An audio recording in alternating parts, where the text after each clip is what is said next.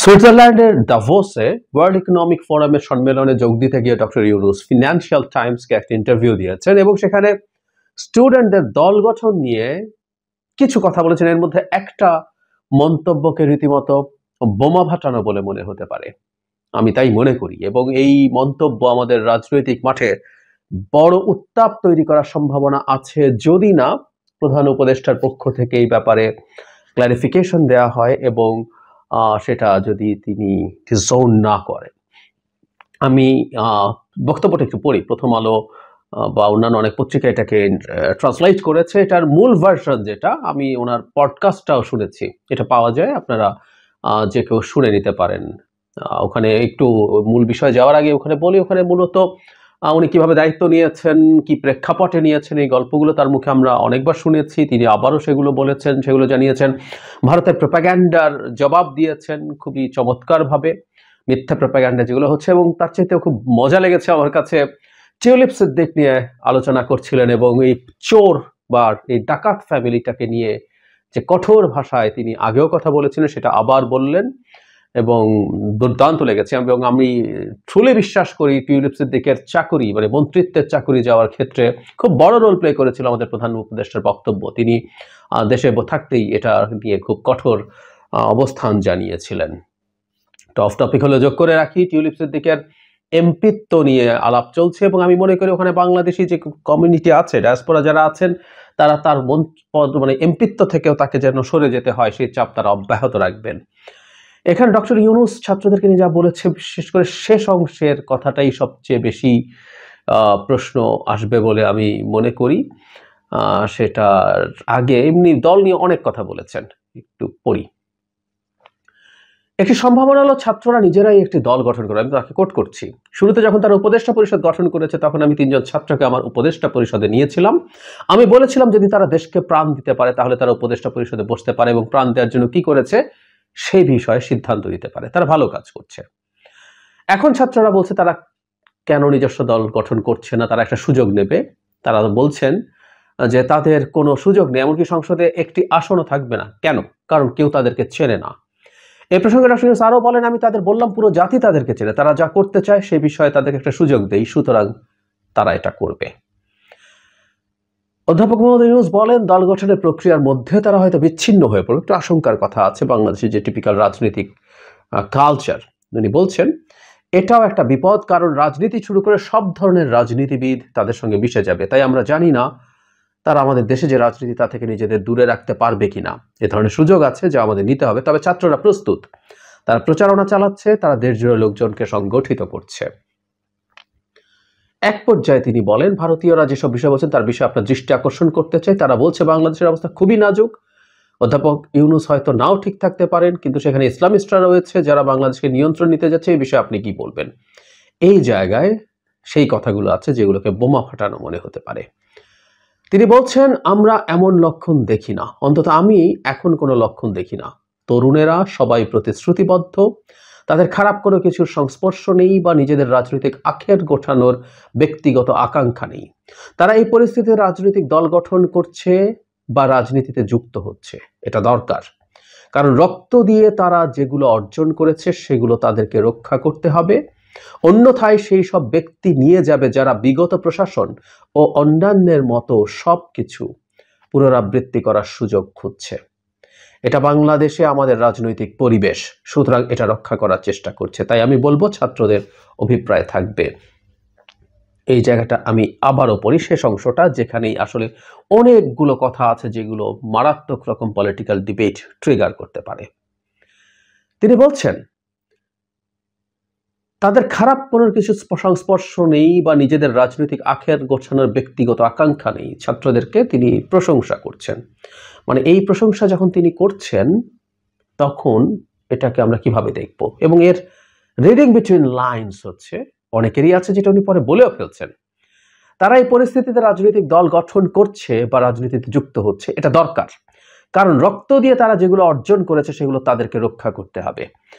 এই জায়গাটা, এই বাক্যটাকে আমরা যদি অ্যানালাইজ করি, তার মানে স্টুডেন্টরা রক্ত দিয়েছে, ট্রু, কিন্তু এখানে আবার সেই ন্যারেটিভ যে স্টুডেন্টরাই রক্ত দিয়েছে। আমি বলছি না এইভাবে বলা হয়েছে, কিন্তু আমরা যদি কনটেক্সটের সাথে মেলাই, আমাদের প্রধান উপদেষ্টা এই মুভমেন্টের পর দায়িত্ব নেওয়ার পর থেকে স্টুডেন্টরা তাকে এমপ্লয় করেছে, স্টুডেন্টরাই সব কিছু করেছে, তরুণরাই সব করে ফেলছে এবং স্টুডেন্টরা বিশেষ করে সব করছে, এই আলাপ উনি ক্রমাগত দিয়েছেন। নট অনলি দ্যাট, এই মুভমেন্টটা একটা মেটিকুলাসলি প্ল্যান্ড মুভমেন্ট ছিল। উনি যখন জাতিসংঘের সাধারণ পরিষদের অধিবেশনে গিয়েছিলেন তখন মিস্টার মাহফুজ আলমকে তিনি এই মুভমেন্টে ব্রেইন বিহাইন্ড দ্য মুভমেন্ট বলে পরিচয় করে দিয়েছেন। পরে আমরা কথ্য ভাষায় অনেকে এটাকে মাস্টার মাইন্ড এই শব্দটা ব্যবহার করতাম। যদি ডাভোসে এসে তিনি এটাকে একটা স্পন্টেনিয়াস মুভমেন্ট এবং এখানে কোনো লিডার ছিল না বলেছেন। কিন্তু এখানে আবার যেহেতু তার একটা প্রিভিয়াস ব্যাকগ্রাউন্ড আছে, স্টুডেন্টদেরকে আবারও ক্রেডিট দেওয়ার একটা টেন্ডেন্সি আমি মনে করি আমাদের এই পোস্ট 5th অগস্ট আমাদের মধ্যে যে ধরনের বিভেদ তৈরি হয়েছে তার মধ্যে একটা খুব বড় কারণ হচ্ছে এই ক্রেডিট ক্লেম করা। স্টুডেন্টরা তার জায়গা থেকে করছিলেন, কিন্তু যখন প্রধান উপদেষ্টা সেটাকে এন্ডোর্স করছিলেন সেটা বিভেদটাকে আরো বাড়িয়ে দিয়েছিল। এখানে কিন্তু আবার কারণ তারা রক্ত দিয়ে যেগুলো অর্জন করেছে সেগুলো তাদেরকে রক্ষা করতে হবে। পরের বাক্যটাও কিন্তু পরের অংশটা বাক্যের পরের ক্লজটাও খুবই বিতর্ক তৈরি করতে পারে। তার মানে হচ্ছে ছাত্ররা যা অর্জন করেছে সেটা আর কেউ রক্ষা করতে পারবে না, তাই ছাত্রদেরকে সেটা রক্ষা করতে হবে। তাত্ত্বিকভাবে বলছি, নির্বাচনের ক্ষেত্রে যদি একটা দল ক্ষমতায় আসে, নিশ্চয় আওয়ামী লীগ আসছে না, সো আওয়ামী লীগের বাইরে প্রত্যেকটা রাজনৈতিক দল এবং প্রত্যেকটা সংগঠন ব্যক্তি এই অভ্যুত্থানের পক্ষে ছিল, অনেক অ্যাক্টিভলি মাঠে ছিলেন। প্রত্যেকেই শেখ হাসিনার এই বিভৎস মাফিয়া রেজিমের বিরুদ্ধে লড়াই করেছে। সো তাহলে কি প্রশ্নটা এটা দাঁড়ালো, তাদের কেউ যদি ক্ষমতায় যায় তারা যে অর্জন হয়েছে সেটা রক্ষা করতে পারবে না? আচ্ছা, যদি না পারে তাহলে তো ছাত্রদেরকে ক্ষমতায় যেতে হবে, ক্ষমতায় গিয়ে এটা রক্ষা করতে হবে। তাহলে কি ছাত্রদের ক্ষমতায় যাওয়াটাই জরুরি? ছাত্রদের ক্ষমতা যাওয়া ছাড়া তারা এটা রক্ষা করতে পারছে না, তাই না? রাজনীতিতে যদি যায় তারা, বা রাজনীতিতে আসলে তো করা যায় না, সো ছাত্রদের তো ক্ষমতায় যাওয়ার প্রবাবিলিটি নাই। কিন্তু এর মধ্যে এরকম ইন্টারপ্রিটেশন কেউ তৈরি করতে পারেন, কারণ উনি বলছেন এরপর অন্যথায় সেগুলো সেই সব ব্যক্তি নিয়ে যাবে যারা বিগত প্রশাসন ও অন্যান্যের মতো সবকিছুর পুনরাবৃত্তি করার সুযোগ খুঁজছে। Let's call a spade a spade. কেউ বলবেন যে বাক্যের মাধ্যমে কি বুঝিয়েছেন, যারা এটা করে তাদেরকে বুঝিয়েছেন, কিন্তু আমার কাছে মনে হয় এক্সিস্টিং পলিটিক্যাল পার্টিগুলো, বিশেষ করে যারা ক্ষমতায় যাওয়ার সম্ভাবনা খুব বেশি, যে বললাম স্পেডকে স্পেড যদি বলি, তাহলে আসলে এখানে বিএনপির প্রতি একটা ইঙ্গিত আছে, এরকম একটা ইন্টারপ্রিটেশন করা যায়। আমি বলছি না আমাদের প্রধান উপদেষ্টা এই কাজটা করেছেনই, কিন্তু পড়লে এই ইন্টারপ্রিটেশন করা যায়, কারণ দীর্ঘদিন থেকে বিএনপির বিরুদ্ধে ছাত্ররাই এই ক্যাম্পেইন করেছে। নট অনলি স্টুডেন্টস, জামায়াতও এই ক্যাম্পেইন করার চেষ্টা করেছে। তারাও নাম না ধরে বলেছে যে এক গ্রুপ গেছে, আরেক গ্রুপ খাওয়ার জন্য উদ্গ্রীব হয়ে আছে, সেই জন্যই তারা খুব দ্রুত নির্বাচন চায়। এই আলাপগুলো জামায়াত করেছে, এই আলাপগুলো ছাত্ররাও করেছে, আমাদের চোখে নিশ্চয়ই পড়েছে। সো এখানে যখন প্রধান উপদেষ্টা একই ন্যারেটিভ, একই বক্তব্য দিয়ে এক্সিস্টিং পলিটিক্যাল পার্টিগুলোর প্রতি ইঙ্গিত করেন, সেটাও কিন্তু খুবই প্রবলেম্যাটিক।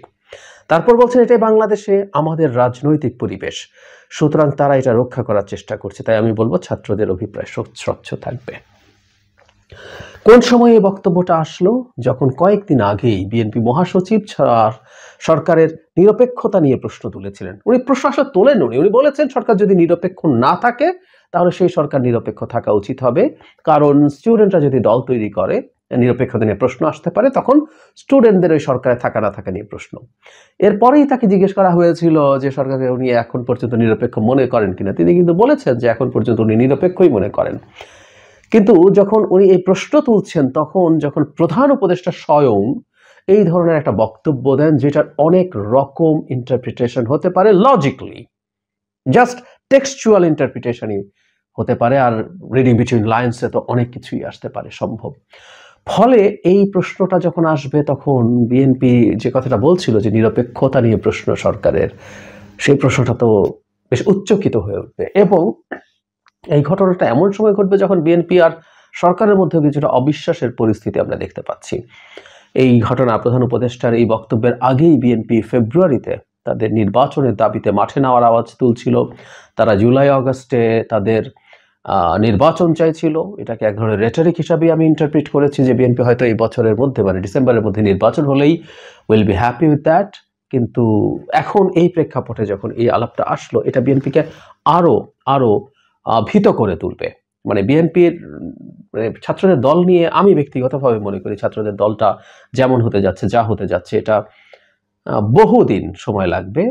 তারা অনেক ভুল করেছেন, এই কারণে সময় আরো বেশি লাগবে। স্টিল তাদের একটা ভালো পটেনশিয়াল আছে, কিন্তু বিএনপিকে চ্যালেঞ্জ জানানোর মতো পরিস্থিতিতে যাওয়া, নির্বাচনের চ্যালেঞ্জ জানানোর পরিস্থিতিতে যাওয়া অনেক অনেক বছরের ব্যাপার।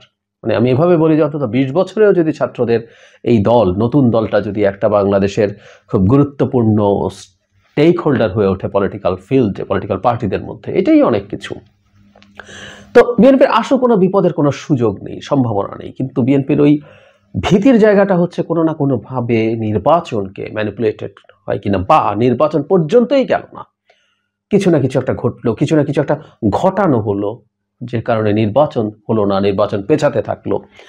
এই ভীতির জায়গাগুলো আছে, এবং এখন এই ভীতির পরিস্থিতিও তৈরি হলো প্রধান উপদেষ্টার বক্তব্যের ক্ষেত্রে।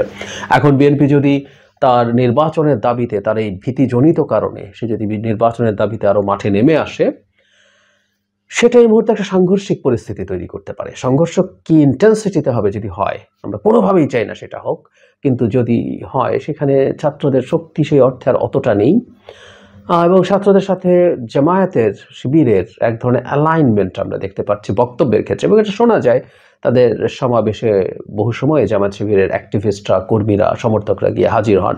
সো এই দুই পক্ষেরও, মানে বিএনপির সাথে যদি এই দুই পক্ষেরও কোনো সাংঘর্ষিক পরিস্থিতি হয়, অথবা বিএনপি যদি মাঠে নেমে যায়, এই প্রশ্নটা আমরা করতে পারি যে এই সরকার কি শেখ হাসিনার মতো গুলি করে, গ্রেফতার করে, গুম করে, বিচার বহির্ভূত হত্যা করে, মামলা করে ক্ষমতায় টিকে থাকবে? তারা কি সেটা অ্যাফোর্ড করতে পারে? আরো গুরুত্বপূর্ণ প্রশ্ন আছে, পুলিশ কি, শেখ হাসিনার পুলিশ যেভাবে শেখ হাসিনার কথা শুনেছে, এই পুলিশ কি বিএনপির মতো একটা দলের বিরুদ্ধে সেভাবে এখন নামবে এই সরকারের কথা শুনে, যে সরকারটা অলরেডি বেশ উইক একটা সরকার বলে মনে হয়? তার চাইতে ওই যে বললাম, যদি শোনেও, তাহলে কি ডক্টর ইউনূস শেখ হাসিনা হয়ে উঠবেন ক্ষমতা টিকিয়ে রাখার জন্য? অনেক রকম জটিলতার পরিস্থিতি তৈরি হতে পারে যদি সরকার এই রাজনৈতিক দলের পেছনে আছে, বিশেষ করে ডক্টর ইউনূস এটাকে সমর্থন দিচ্ছেন, এরকম যদি পারসেপশন তৈরি হয়। এর আগে কখনো কখনো কোনো না কোনো উপদেষ্টার বক্তব্যের মধ্যে আমরা এক্সিস্টিং দলগুলোর প্রতি তীব্র আক্রমণ, তাচ্ছিল্য, এগুলো দেখেছি। নির্বাচন প্রশ্নে কেউকে বিএনপি যে ধরনের বক্তব্য দিচ্ছে, বিশেষ করে নির্বাচন, সেটা নিয়ে পাল্টা আক্রমণ করতে দেখেছি। কিন্তু প্রধান উপদেষ্টা দীর্ঘদিন থেকে একটা আলাপ করেছেন, বলেছেন, রিপিটেডলি বলেছেন যে তারা মূলত ফ্যাসিলিটেট করছেন, তারা বিভিন্ন দলগুলোর মধ্যে সংস্কার সহ সবকিছু নিয়ে আলাপ করে একটা নির্বাচিত সরকারের কাছে ক্ষমতা দিয়ে চলে যাওয়ার জন্য। সেই জায়গায় যদি এই পারসেপশন তৈরি হয় যে সরকার আসলে সত্যিকার অর্থে একটা কিংস পার্টি, যে পার্টিটা হচ্ছে সেটা আসলেই কিংস পার্টি, এবং সরকার সেই তার যাবতীয় সব লজিস্টিক্স দিয়ে সেই সরকার সেটাকে গড়ে তুলবে। যদি লজিস্টিক্স অনেক সময় সব কিছু গোপন থাকে, কিন্তু সরকার একটা প্রকাশ্য রীতিমতো বা খুবই সেমি প্রকাশ্য একটা সমর্থন ওই দলের প্রতি আছে, এটাই আসলে আমাদের পলিটিক্সের এক্সিস্টিং সেটেলমেন্টকে ভেঙে দেবে। কারণ সবগুলো দল এই সরকারকে সমর্থন করেছে কারণ তারা একটা অন্তর্বর্তীকালীন নিরপেক্ষ সরকার, যার কোনো পলিটিক্যাল স্টেক নেই। সেটা যদি তৈরি হয়, পরিস্থিতি যথেষ্ট খারাপের দিকে যেতে পারে। বটম লাইন, আমরা আসলে আরেকটু বুঝতে চাই, আমরা প্রধান উপদেষ্টার দিক থেকে একটা ক্ল্যারিফিকেশন পাওয়াও হয়তো আমাদের জন্য ভালো হবে। আমরা আগেও দেখেছি যখন কোনো কনফিউশন তৈরি হয়েছে, তখন এক ধরনের ক্ল্যারিফিকেশন দেয়া হয়েছে। আমাদের নিশ্চয়ই মনে আছে আল জাজিরার সাথে সাক্ষাৎকারে সরকার কতদিন ক্ষমতায় থাকবে, 4 বছর থাকতে পারে ধরনের একটা বক্তব্য তার ওই স্পিচ, তার ইন্টারভিউতে ছিল, ইন্টারপ্রিট করা যায়, তিনি সেটাকে ডিসাউন্ড করেছেন।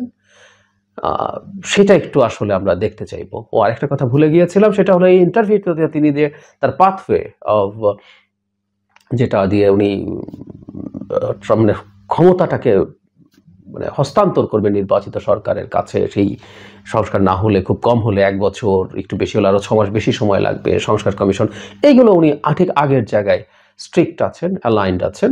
এখন জাস্ট এই বক্তব্যটা